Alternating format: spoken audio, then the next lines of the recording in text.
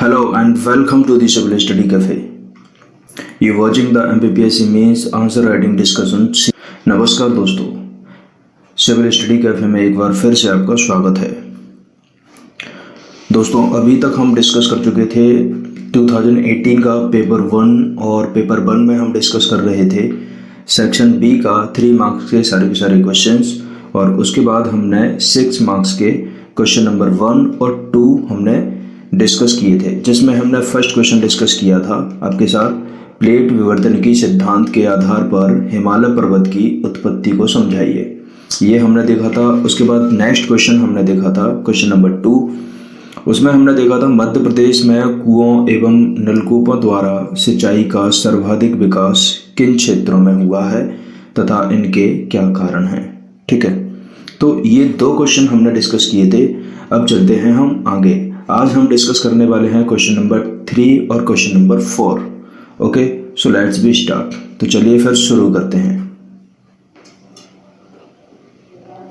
तो फिर देखते हैं क्वेश्चन नंबर 3।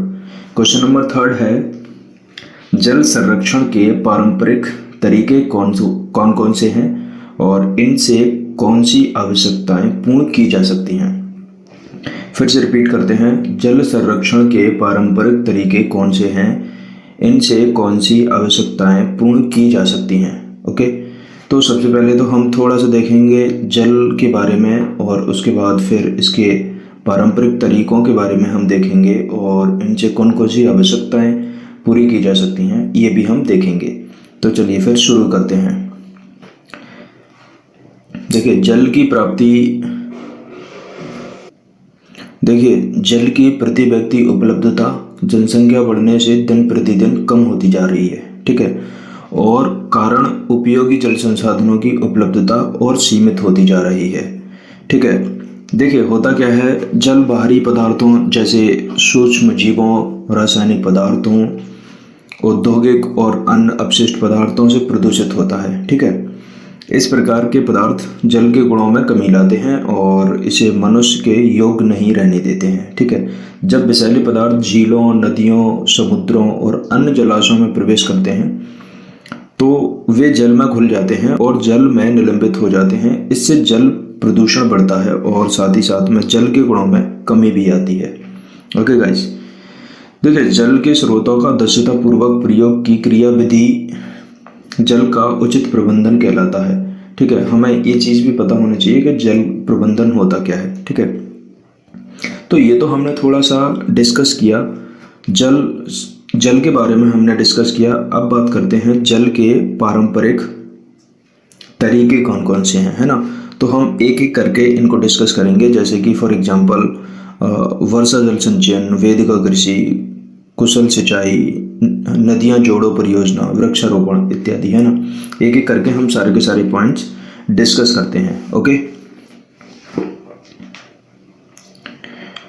देखिए जल संरक्षण को वैसे हर स्तर पर इसको संरक्षित किया जा रहा है, चाहे वो केंद्र सरकार के स्तर पर हो, चाहे राज्य सरकारें हों, चाहे लोकल गवर्नमेंट की हम बात करें, सभी अपने अपने स्तर पर काम कर रही हैं ताकि जल को संरक्षित किया जा सके। ठीक है, अब इसके देखते हैं हम बॉडी पार्ट में। कंक्लूजन हमने थोड़ा सा डिस्कस कर लिया, अब हम इंट्रोडक्शन हमने डिस्कस किया था, सॉरी, है ना, और अब हम बॉडी पार्ट के बारे में थोड़ा सा डिस्कस कर लेते हैं। देखिए पारंपरिक तरीके कौन कौन से होते हैं। नंबर 1, वर्षा जल संचयन। ठीक है, वर्षा जल संचयन यानी कि इसको हम रेन वाटर हार्वेस्टिंग भी कहते हैं। देखिए वर्षा जल संचयन, देखिए एक न्यूजीलैंड का मैं एग्जांपल देता हूँ। देखिए न्यूजीलैंड में होता क्या है, यहाँ पर लोग जल संचयन प्रणाली पर ही निर्भर रहते हैं, और वहाँ पर लोग वर्षा होने पर अपने घरों की जो छतें होती हैं, उनकी छत रूफ जो होती हैं, है ना, छत से पानी एकत्रित करते हैं। ठीक है, और उसको पाइपलाइन के थ्रू वो अपनी पानी की जो टंकियाँ होती हैं उनमें वो इकट्ठा कर लेते हैं। अब इसी प्रकार से हम भारत में भी देख सकते हैं। देखिए भारत में जैसे राजस्थान का थार रेगिस्तान के बारे में आपने सुना होगा। यहाँ पर क्या होता है, यहाँ पर छतों पर वर्षा जल संचयन करके भूमि टैंकों में एकत्रित किया जाता है। मतलब जो पानी होता है यानी कि छतों के माध्यम से वो टैंकों में इकट्ठा कर लिया जाता है, जिस टाइप से न्यूजीलैंड का एग्जाम्पल हमने अभी डिस्कस किया था। ठीक है।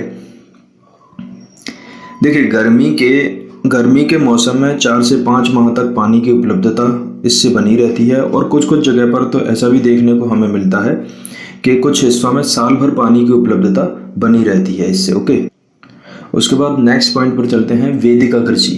ये क्या होती है? देखो, इसको टेरेस कल्टीवेशन भी कहते हैं, ठीक है। टेरेस कल्टीवेशन से आपको पता चल ही रहा होगा, वेदिका कृषि यानी कि जो सीढ़ीदार खेती होती है ना, सीढ़ीदार कृषि होती है, उसको हम वेदिका कृषि के नाम से भी जाना जाता है उसको, ठीक है। ये क्या होती है? देखो, पहाड़ी एवं पर्वतीय क्षेत्रों में वेदिकाओं में की जाने वाली कृषि होती है, यानी कि पहाड़ी और पर्वतीय इलाकों में इस कृषि को किया जाता है। इसके अंतर्गत मेड़ बनाकर मृदा अपरदन को रोका जाता है ना, और वर्षा की कमी को पूरा करने के लिए कभी सिंचाई भी की जाती है, ठीक है। तो इस प्रकार से इसका हम यूज करते हैं। नेक्स्ट पॉइंट क्या है? कुशल सिंचाई। देखिए, कुशल सिंचाई यानी कि स्प्रिंकलर के बारे में आपने सुना होगा। स्प्रिंकलर को बहुधारी सिंचाई भी कहते हैं, ठीक है। इसका ये एक अजीब सा नाम है, तो देख लेना आप।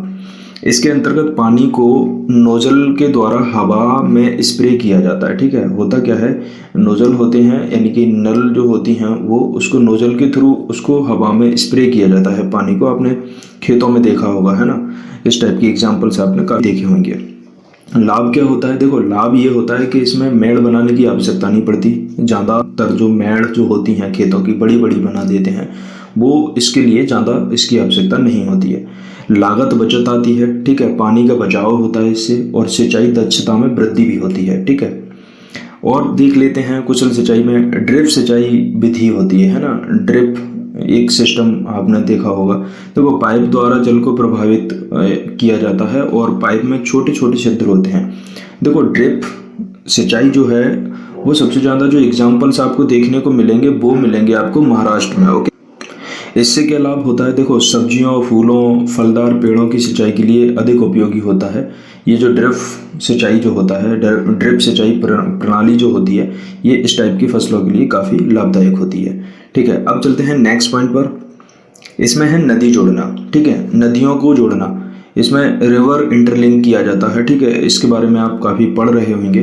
देखिए, भारत में काफ़ी जोर शोर पर इस पर काम चल रहा है, ठीक है। इससे भारत के कुछ हिस्सों में लगातार बाढ़ या फिर पानी की कमी की समस्या को दूर किया जा सकता है ना। भारत में अधिकांश वर्षा 4 महीने यानी कि जो हमारा मानसून सीजन होता है वो जून से सितंबर तक, है ना, के बीच ही होता है। और आपको पता होगा भारत में असमान वर्षा वितरण पाया जाता है, यानी कि कहीं पर वर्षा ज़्यादा होती है और कहीं पर सूखा जैसी स्थिति पैदा हो जाती है, ठीक है। जैसे फॉर एग्जांपल उत्तर भारत और पूर्वी क्षेत्र को हम यदि देखें तो वहाँ पर वर्षा जो होती है यानी कि वार्षिक वर्षा जो होती है वो काफ़ी ज़्यादा हमें देखने को मिलती है। और इसी टाइप से इसके जस्ट अपोजिट यदि हम देखें तो दक्षिण और पश्चिमी भारत जो है, दक्षिण का रीजन और पश्चिमी भारत का रीजन जो है, वहाँ पर बारिश कंपैरिजन काफ़ी कम होती है, यानी कि हमें बारिश देखने को काफ़ी कम मिलती है, ठीक है। इसी समस्या को दूर करने के लिए नदी जोड़ो परियोजना शुरू की गई है, यानी कि सेंट्रल गवर्नमेंट भी काम कर रही है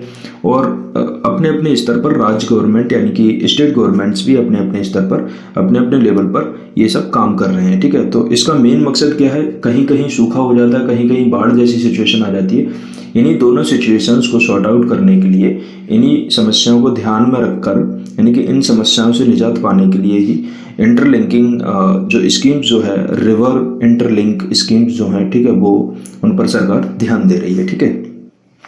देखिए, थोड़ा सा और मैं आपको बता देता हूँ नदियाँ जोड़ने से होगा क्या। जैसे कुछ लोगों के मन में आ रहा होगा कि नदियाँ जोड़ने से ऐसे कौन कौन से फायदे हो सकते हैं, तो मैं आपको थोड़ा सा बता देता हूँ। देखो, सबसे पहले तो पेयजल की जो समस्या है, पानी के उपलब्धता की जो समस्या को फेस करता है इंसान, जैसे काफ़ी सारे रीजन्स है जहाँ पर पानी भी नहीं है पीने को, वहाँ पर इस समस्या को दूर किया जा सकता है, ठीक है, पहली बात, क्योंकि वहाँ पर पाइपलाइन के थ्रू पानी पहुँचाया जा सकता है आसानी से, ठीक है।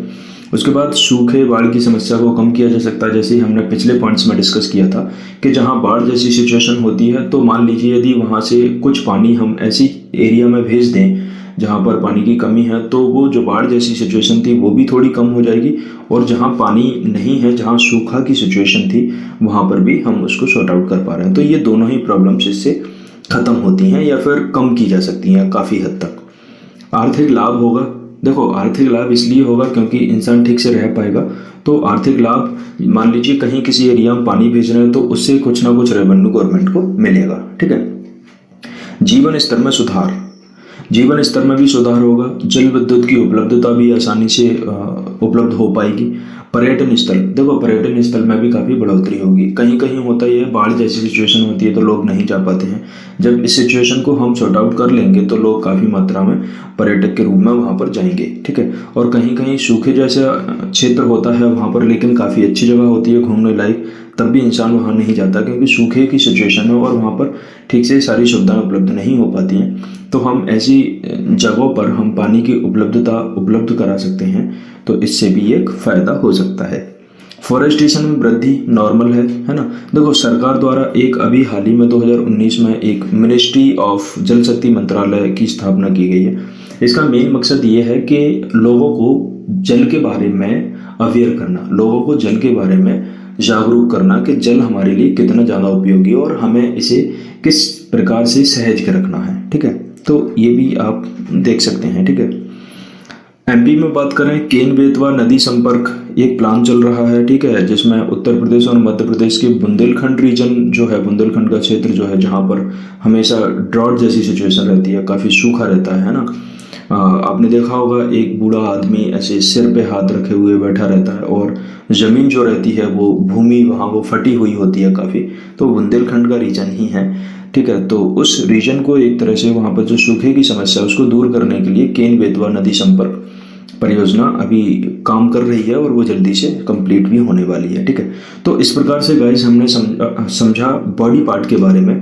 अब देख लेते हैं कंक्लूजन में आप क्या लिख सकते हैं। देखो कंक्लूजन में हम लिख सकते हैं, इससे भविष्य की पीढ़ी को सुरक्षित रखा जा सकता है, क्योंकि यदि हम वर्तमान में पानी के, तो भविष्य के लिए वो मिल पाएगा, भविष्य की पीढ़ी के लिए वो पानी जो है वो उपलब्ध हो पाएगा। वनों की वृद्धि हो सकती है इससे, जहाँ वर्षा होगी वहाँ पर वन ऑटोमेटिकली वृद्धि करते हैं। कृषि में वृद्धि की जा सकती है। देखो कृषि में कहीं कहीं बारिश नहीं हो पाती, जैसे हमने अभी बुंदेलखंड रीजन का एग्जाम्पल डिस्कस किया था, उसमें ही हमने देखा था। तो कृषि में वृद्धि होगी इससे, ठीक है। आमदनी में वृद्धि होगी, जब कृषि में वृद्धि होगी तो किसानों को आमदनी भी प्राप्त होगी, है ना, और वातावरण में शुद्धि, है ना। तो इस प्रकार से आप सरकार की भी कुछ पॉलिसीज कंक्लूजन में ऐड कर सकते हैं। इस प्रकार से हमने कंक्लूजन भी देखा।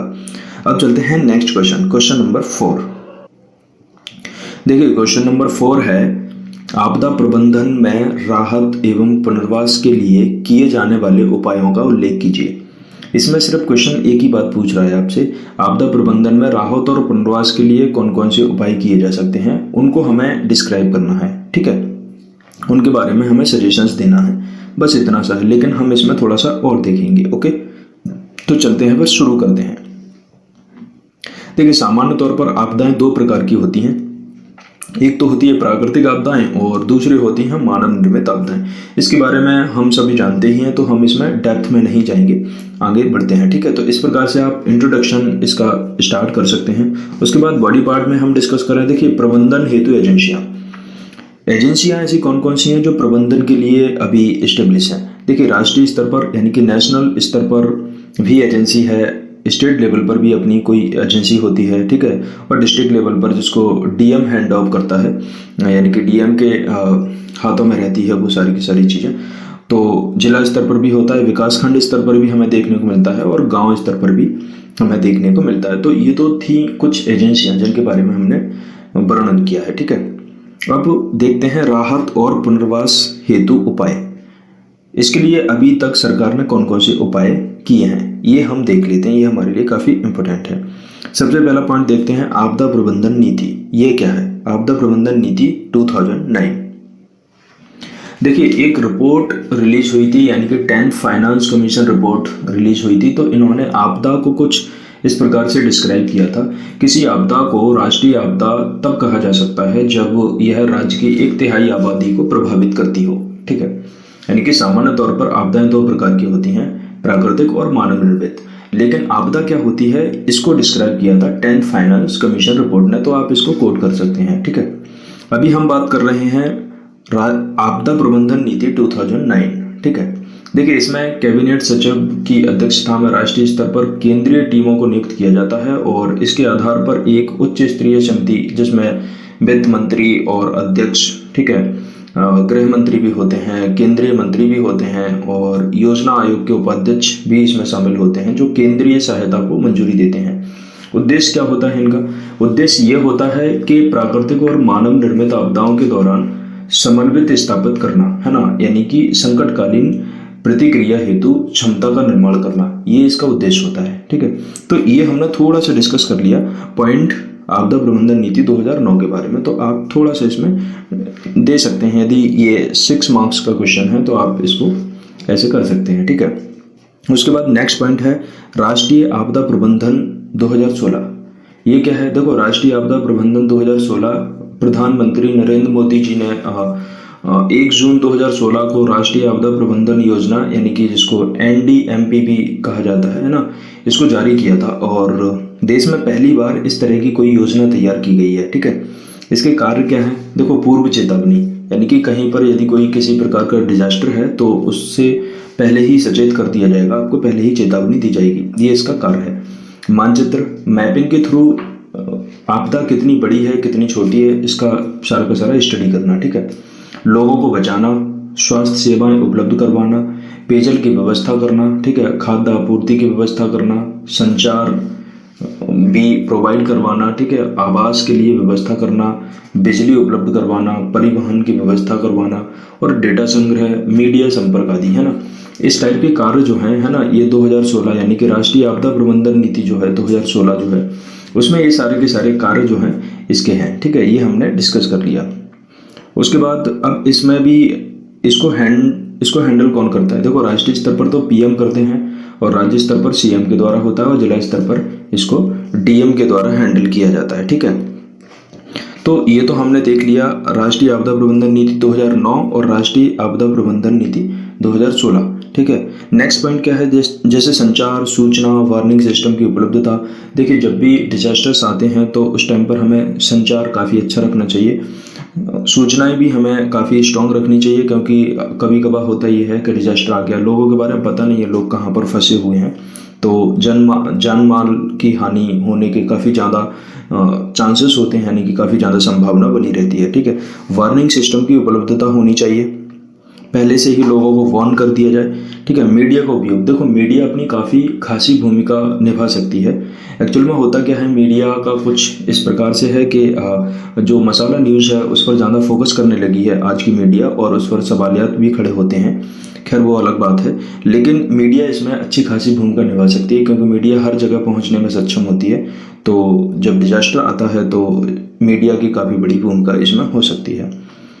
नेक्स्ट, वैक्सीन, दवाइयाँ, है ना। देखो, डिजास्टर आ गया है और लोग उससे अफेक्ट भी हो गए हैं, अब उसके बाद हमें ज़रूरत क्या पड़ेगी? वैक्सीन्स की और दवाइयों की ज़रूरत पड़ेगी। तो सरकार का प्रयास होना चाहिए कि जितना हो सके जितना ज़्यादा वैक्सीन्स और दवाइयाँ उपलब्ध करवाएं। ठीक है, तो ये तो हमने डिस्कस कर लिया बॉडी पार्ट में, और हम देख लेते हैं थोड़ा सा कुछ और इसमें। तो देखो, ये तो था बॉडी पार्ट। अब आप कंक्लूजन में क्या कर सकते हैं? ठीक है, कंक्लूजन में देखो, जर्मनी मॉडल है एक। जर्मनी मॉडल में ये लोग डिजास्टर्स पर क्या स्टेप उठाते हैं, यानी कि आपदा जब आती है तो उसको राहत और पुनर्वास के लिए कौन कौन से कदम उठाते हैं, वो है जर्मनी मॉडल में। देखो, शीघ्र राहत, ये सबसे पहले राहत पहुंचाते हैं सभी को, उसके बाद फिर उनके लिए आवास की व्यवस्था करते हैं, यानी कि रहने की व्यवस्था, ठहरने की व्यवस्था वो करते हैं। जैसे ही वो ठहरने की व्यवस्था करते हैं उसके बाद फिर वो भोजन की व्यवस्था करते हैं, है ना। भोजन के साथ में स्वच्छ जल की उपलब्धता वो करवाते हैं और उसके बाद फिर सभी के स्वास्थ्य का भी ध्यान रखा जाता है, यानी कि उनकी हेल्थ टेस्टिंग होती है, हेल्थ चेकिंग होती है उनकी कि किसी का हेल्थ ज़्यादा बिगड़ा हुआ तो नहीं है, किसी को कोई प्रॉब्लम तो नहीं है, इंटरनल एक्सटर्नल जो भी है। ठीक है, उसके बाद फिर परामर्श भी दिया जाता है। और इसमें एक चीज़ और ख़ास है, महिला, बच्चों और बुजुर्गों की सबसे पहले ये लोग सुरक्षा करते हैं, तो ये काफ़ी अच्छा है और होना भी चाहिए। ठीक है, तो हमारा इंडिया जो है उसे जर्मनी मॉडल को भी फॉलो करना चाहिए और उससे हमें सीख लेने की ज़रूरत है। भारत में देखो, NGO हुए, CSO हुए और मीडिया हुए, है ना, इनको भी शामिल किया जाना चाहिए डिजास्टर के टाइम पर, यानी कि जब आपदा आती है तो उस टाइम पर इनको भी शामिल किया जाने की आवश्यकता है। ठीक है, तो इस प्रकार से हमने कंक्लूजन भी डिस्कस कर लिया, इस प्रकार से हमने 2 क्वेश्चंस डिस्कस कर लिए, क्वेश्चन नंबर 3 और क्वेश्चन नंबर 4। अब देख लेते हैं हम इसमें क्वेश्चन नंबर 5। ठीक है, क्वेश्चन नंबर 5 में है मध्य प्रदेश में जनसंख्या घनत्व के क्षेत्रीय प्रतिरूप का वर्णन कीजिए। ठीक है, यानी कि डिस्क्राइब करना है, describe the regional patterns of population density in Madhya Pradesh. ठीक है, देखिए पॉपुलेशन डेंसिटी के बारे में हमें बताना है और उसमें भी हमें एक तरह से जो उसका जो पैटर्न्स हमें देखने को मिलता है, कहीं पर जनसंख्या बहुत ज़्यादा है, कहीं पर जनसंख्या काफ़ी कम है, ये पैटर्न्स जो है इसके रीजन्स क्या हैं वो भी हम देखेंगे और वो पैटर्न्स भी हम इसमें डिस्कस करने का पूरा प्रयास करेंगे। Okay, so let's be start.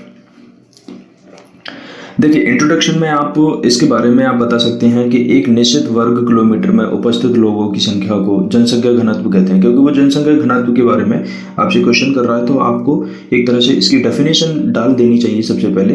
यदि आप डेफिनेशन से स्टार्ट करते हैं तो आपका आंसर काफ़ी अच्छा लगेगा और वो एक तरह से वैल्यूएबल वो माना जाएगा। ठीक है, उसके बाद फिर कुछ डेटा है इसमें, वो ये है कि जैसे 2011 में जो हमारे जो प्रति व्यक्ति आय थी, जो प्रति व्यक्ति पॉपुलेशन डेंसिटी जो थी है ना वो 382 थी, है ना, 382 व्यक्ति पर वर्ग किलोमीटर के हिसाब से थी, ये थी भारत की। ठीक है, और एमपी में है 236 व्यक्ति प्रति वर्ग किलोमीटर। ठीक है, तो ये तो हमने थोड़ा सा डाटा हमने इसमें देखा, डेटा इसमें हमने देखा इसमें।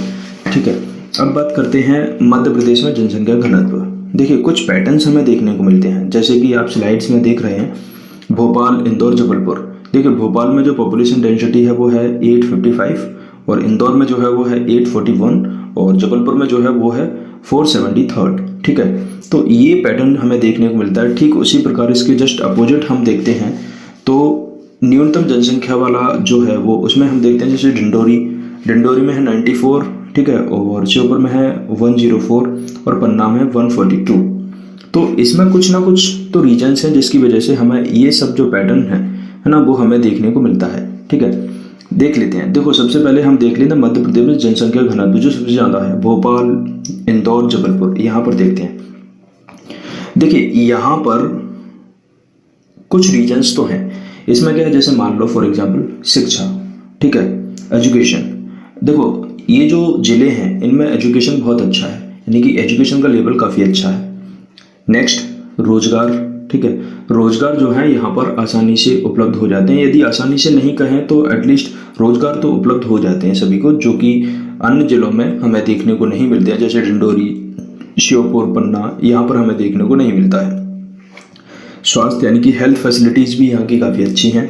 ठीक है, जीवन शैली काफ़ी प्रभावित करती है यहाँ की। ठीक है, मनोरंजन के साधन की उपलब्धता भी काफ़ी ज़्यादा है। ठीक है, आधारिक संरचना में क्या होता है, यानी कि रहने की व्यवस्थाएं। ठीक है, और पानी की व्यवस्था, साथ में इलेक्ट्रिसिटी, इंटरनेट, ठीक है, स्वास्थ्य सेवाएं, एजुकेशन, ये सारी की सारी जो चीज़ें हैं यहाँ पर ठीक ठाक हैं या फिर अच्छी कह सकते हैं हम इन्हें। ठीक है, अवसरों की उपलब्धता है और तकनीकी भी है, आधुनिकता भी आपको देखने को मिलेगी। ये जो कुछ रीजन्स है जो मैंने पॉइंट बाय पॉइंट आपको बताए हैं, ये जो रीजन है इन्हीं रीजन्स के कारण क्या है, यहाँ की जो पॉपुलेशन डेंसिटी है वो ज़्यादा है। ये है मेन बात, यानी कि कहीं की यदि पॉपुलेशन डेंसिटी ज़्यादा है तो वहाँ के काफ़ी कुछ रीजन्स रहते हैं, यानी कि काफ़ी रीजन्स उसके पीछे होते हैं। ठीक है, अब जस्ट इसके अपोजिट डिस्कस करते हैं। देखिए हम बात करते हैं डिंडोरी, श्योपुर और पन्ना। देखो डिंडोरी में 94 लोग है ना प्रति वर्ग किलोमीटर, है ना, और आपको पता होगा डिंडोरी का जनघनत्व जो है वो 94% पर किलोमीटर स्क्वायर है और यहाँ की जो साक्षरता है वो है 63% अराउंड। ठीक है, यहाँ का सेक्स रेशियो जो है वो है 1002। ठीक है, काफ़ी ज़्यादा है और आपको पता होगा मध्य प्रदेश के पूर्वी भाग में स्थित है डिंडोरी और छत्तीसगढ़ राज्य की सीमा से लगा हुआ है ये। ठीक है, जहाँ पर मेनली बैगा जनजाति के लोग हमें देखने को मिलते हैं, यानी कि बैगा जनजाति के लोग यहाँ पर निवास करते हैं। तो ये हमने यहाँ पर देखा, साक्षरता कम है और सेक्स रेशियो काफ़ी ज़्यादा है। देखो सेक्स रेशियो काफ़ी ज़्यादा होने का रीज़न क्या है, जहाँ पर एजुकेशन थोड़ी सी कम है वहाँ पर सेक्स रेशियो ज़्यादा ही होता है। ठीक है, तो ये एक कारण होता है इसका, और क्योंकि यहाँ की जो जनसंख्या पॉपुलेशन जो है वो एक तरह से ट्राइबल है। नेक्स्ट श्योपुर के बारे में देख लेते हैं। श्योपुर क्या है, देखो साक्षरता यहाँ की लगभग 58% अराउंड है ना, और जनघनत्व जो है वो 104 है और सेक्स रेशियो जो है यहाँ का वो 932 है। यहाँ पर भी कुछ वैसा ही हाल है। ठीक है, देखो यह राजस्थान और मध्य प्रदेश की सीमा बनाता है ना। श्योपुर को हम यदि ज्योग्राफिकल लोकेशन से हम देखेंगे उसको, तो राजस्थान और मध्य प्रदेश की सीमा बनाता है। और इस जिले के लगभग 15% गांव सड़क रेल मार्ग से जुड़ा हुआ है ना। इस टाइप की सिचुएशंस हैं, तो आप समझ सकते हैं। और प्रदेश की शहरी जनजाति निवास करती है यहाँ पर, यानी कि श्योपुर में सबसे ज़्यादा जो जनजाति मिलेगी वो शहरी आपको मिलेगी, ठीक है। उसके बाद पन्ना, देखो पन्ना का जनघनत्व 142 है, जो कि हमने डिस्कस कर लिया है। पन्ना में भी कुछ इसी प्रकार का है। तो कोई भी जिला हो या फिर कोई भी राज्य हो, ठीक है, वहाँ का जो ज्योग्राफिकल लोकेशंस जो होता है वो डिपेंड करता है कि वहाँ की पॉपुलेशन डेंसिटी कितनी होगी और कितनी नहीं होगी। तो ये तो हमने बॉडी पार्ट के बारे में सारा का सारा डिस्कस कर लिया। अब बात वो पूछ रहा है मध्य प्रदेश में जनसंख्या घनत्व के क्षेत्रीय प्रतिरूप का वर्णन कीजिए। तो ये हमने इसके बारे में डिस्क्राइब कर लिया है, ठीक है। और आप कंक्लूजन में क्या कर सकते हैं, कंक्लूजन में आप मध्य प्रदेश सरकार की कोई स्कीम आप इसमें कंक्लूजन में आप डाल सकते हैं, क्योंकि एमपी का क्वेश्चन है तो एमपी से ही वो सीधा पूछा जा रहा है। तो एमपी की कोई स्कीम आप इसमें रिलेट कर सकते हैं, या फिर इनकी जो करंट सिचुएशन जो है, करंट कंडीशन जो है, उसको भी आप मेंशन कर सकते हैं। तो इस प्रकार से आप अपना एक अच्छा सा कंक्लूजन आप बना सकते हैं। ओके गाइस, तो आज हमने क्वेश्चन नंबर 3, क्वेश्चन नंबर 4 और 5 ये 3 क्वेश्चन हमने डिस्कस किए इस लेक्चर सीरीज में। और ऐसे ही हम इसको फिनिश करते जाएंगे, क्वेश्चन बाय क्वेश्चन हम इसको कंप्लीट करते जाएंगे। आई होप आपको वीडियोस अच्छा लगा होगा, तो लाइक कीजिए, इसको कमेंट कीजिए और अपने फ्रेंड्स के साथ में इसको शेयर कीजिए। जय हिंद।